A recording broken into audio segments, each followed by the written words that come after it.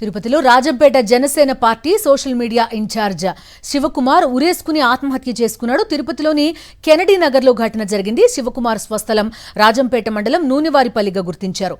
మృతుడి భార్య ఫిర్యాదు మేరకు కేసు నమోదు చేసి దర్యాప్తు చేపట్టారు పోలీసులు.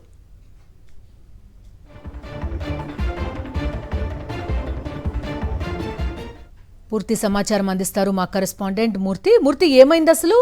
కారణం ఏంటి? డీటెయిల్స్ ఏ ఉన్నాయి మీ దగ్గర?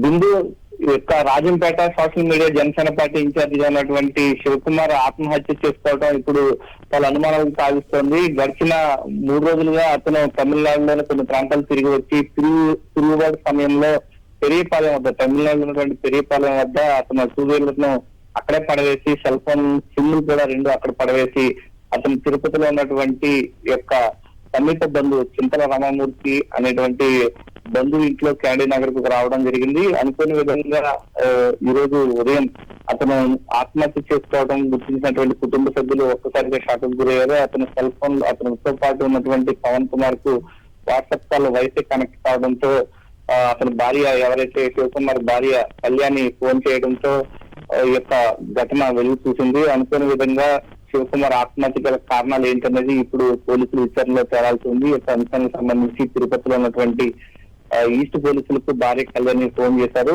శివకుమార్ కు సంబంధించి జనసేన పార్టీలో ఒత్తిడి కారణంగానే అతను ఆత్మహత్య చేసుకోవాలని చెప్పి భార్య కళ్యాణి చెప్తోంది.